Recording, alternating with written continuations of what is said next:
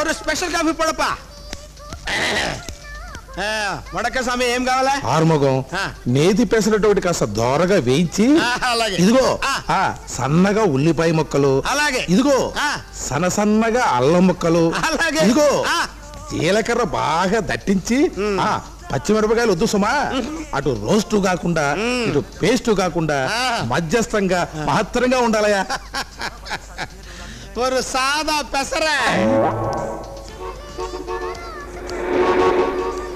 వాంగో వాంగో వణక్కం వల్లభరామ స్వామి నేను చెప్పిన plan success దానే నేను పంపిన పిల్ల ఎప్పుడు హుషారా హోటల్ నిండా కస్టమర్స్ ఉన్నారు నీ వ్యాపారం చెడగొట్టి నీ కడుపు కొట్టడం నాకు ఇష్టం లేదు అలా లోపలికి వెళ్ళి డిస్కస్ చేసుకుందాం పదా అప్పుడే వాంగ స్వామి వాంగో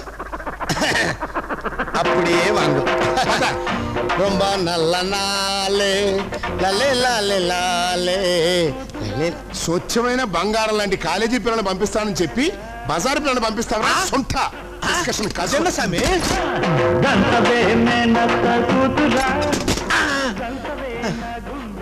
డిస్కషన్ అంటే ఇదే స్వామి నల్లా ఇరకప్ప రొంబ నల్లా ఇరక అయితే వ్యాపారం బాగానే ఉందంట అమ్మో నల్లా ఇరకప్ప వస్తాను ఆరుముఖం నా వరే స్వామి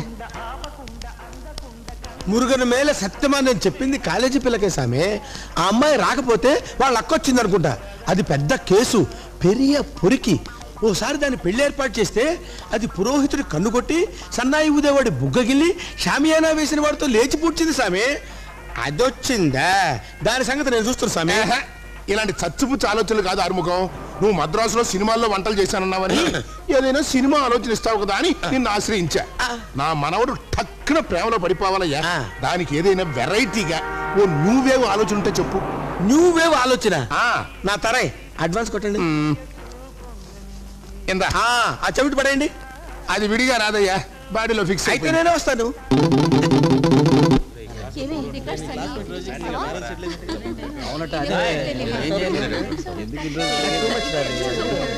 ప్రవరాక్షులు వస్తున్నాడు ఇక బరువుతుందే చూడాలి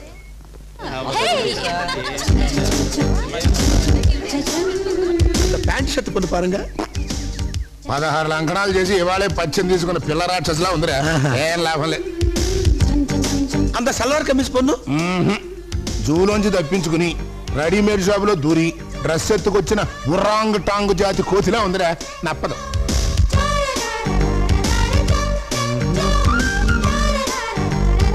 సామి అంగె పారుగా సామి నల్ల పొన్ను బాగుంది ఆర్ముఖం రండి మా అమ్మాయి అండి నమస్కారం అండి కూర్చో కూర్చో ఇలా రండి మీరు మీ అమ్మాయి కొన్నాళ్ళు మా ఎదురింట్లో ఉండాలి అది నేను ఇచ్చుకుంటాను ప్లస్ ఖర్చులకి నెలకి 10,000 ఇస్తాను మీ అమ్మాయి మా మనవణ్ణి ఆకట్టుకుంటే మా మనవడు మీ అమ్మాయిని కట్టుకుంటే ఆ ఎస్టేట్కి మీరు వియ్యంకులు అవుతారు ఆ ఆస్తికి మీరు వారసులు అవుతారు ఏమంటారు నేనేమనగలను వల్లభరావు గారు 1895వ సంవత్సరంలో దొరికిపోయాను రా ఫ్రాన్స్కు చెందిన నికోలాస్ జాన్ లూమియర్ సోదరుడు మొదటిసారిగా సినిమాని తెర మీదకి ఎక్కించినప్పుడు ఆ ప్రేక్షకులు వారిని ఆకాశానికి ఎత్తేసినప్పుడు ఆ ఆనందంతో ఆ సోదరుడు ఏమనగలిగారు మురుగా థ్యాంక్స్ అన్న మాట తప్ప ఏం చిన్నప్పుడు చరిత్ర పుస్తకాన్ని మింగినట్టున్నాడు రా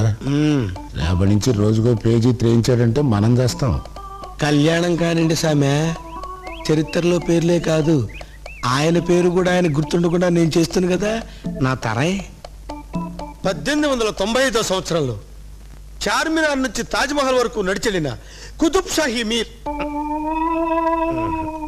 నా తరే పగల రానివి నీవే వయసు కాడను నేనే ఈడు కుదిరెను జోడు కుదిరెను మేడ దిగిరావే ఓహో ఓహో ఆడిపోయాడు తాతయ్య టార్జాన్ లాగా ఇది గొంతుకు వ్యాయామం రా దీన్నే థ్రోట్ ఎక్సర్సైజ్ అంటారు ఓహో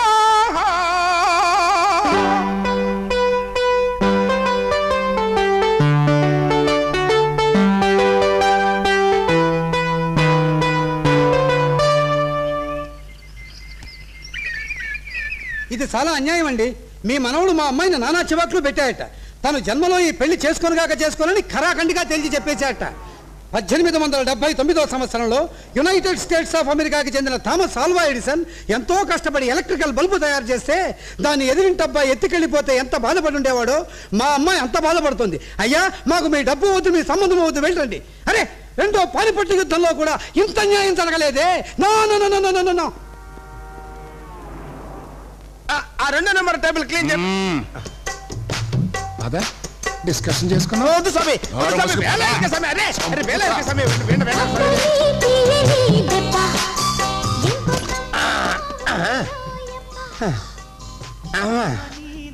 అయ్యో స్వామి, మొదటిసారి మెల్లగా 4 దెబ్బలు కొట్టారు, తట్టుకున్నా.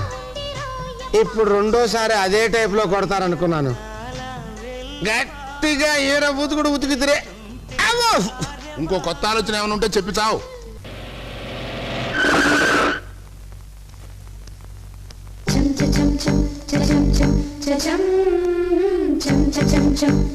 ముక్కాలా ముక్కాబుల్లా లైలా ఓ లైలా. తాతయ్య, ఆ పాట ఏమిటి? ఏం లేదురా, ఇంతవరకు గీత చదివి ఇప్పుడే కాస్త రిలాక్స్ అవుతున్నా. అన్నట్టు రే, గీత అంటే ఓ జోక్ జ్ఞాపకం వచ్చింది. ఓ కుర్రాడు సీత అనే అమ్మాయిని రేపు చేశాడని కేసు కోర్టుకు వచ్చింది. నేను రేపు చేయలేదు మర్రో అని ఆ కుర్రాడు గొడవ. కోర్టు వాళ్ళు ఆ మొక్క గీత మీద చెయ్యేసి చెప్పు అన్నారు. చాలెవరు కండే, సీత మీద చెయ్యేశానని ఇంత గొడవ చేస్తున్నారు. ఇప్పుడు గీత మీద కూడా చెయ్యించి రెండో కేసు ఎరికిద్దామనే. అమ్మా చాలే, ఊరుకో. నోరు ఇప్పితే చాలు చచ్చి జోకులు, బూతి జోకులు. నిన్నసలు సర్లే. ఒక్క నిమిషం ఆగ్రా తాత, శకునం చూసొస్తా. ఒకలరానివి నీవే ఓహోహో. ఉసుకోరా తాత, వెళ్ళిపో, గొప్ప శుభం జరుగుతుంది.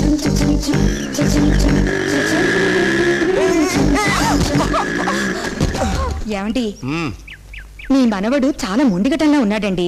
మా చెల్లిని ముక్క చివాట్లేసి పోలీస్ కంప్లైంట్ ఇస్తానని జడిపిచ్చి మరీ వెళ్ళాడు. అదేమో మీ ఇల్లొద్దు, ఈ పెళ్ళొద్దు, ఈ చివాట్లొద్దు, పదవే పోదామని ఒకటే గొడవ.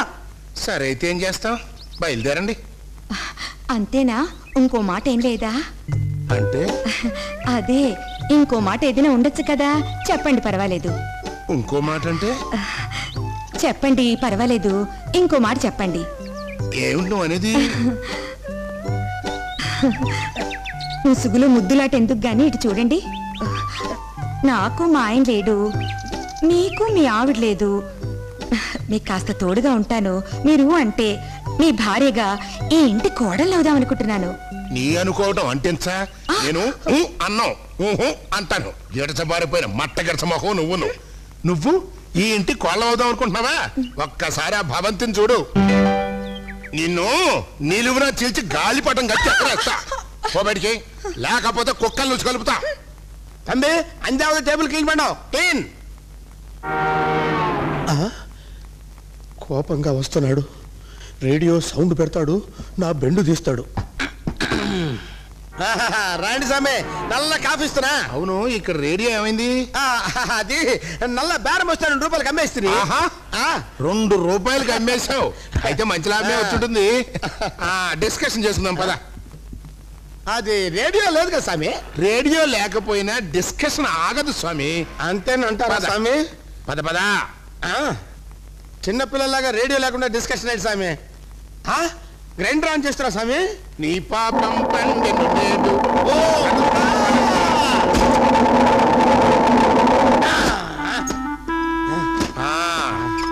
అదన్నమాట విషయం. అర్థమైందా? అర్థమైంది స్వామి. గ్రైండర్ వల్ల ఎన్ని ఉపయోగాలు ఉన్నాయో అన్ని అర్థమైనవి స్వామి. స్వామి, ఆ కర్రీటి, ఈ కర్రీ ఎక్కడ కొన్నారు స్వామి? మద్రాసులో. ఓహో, మా ఊర్లోనే కొని నా మొహమే పగల కొట్టారా స్వామి? సర్లే, కొత్త ఆలోచన ఉన్నట్టు చెప్పు. చెబుతా స్వామి. ఈ గ్రైండర్ కూడా 4 రూపాయలకి అమ్మేసిన తర్వాత చెబుతా స్వామి. స్వామి, నన్ను ఇడిచిపెట్టి స్వామి.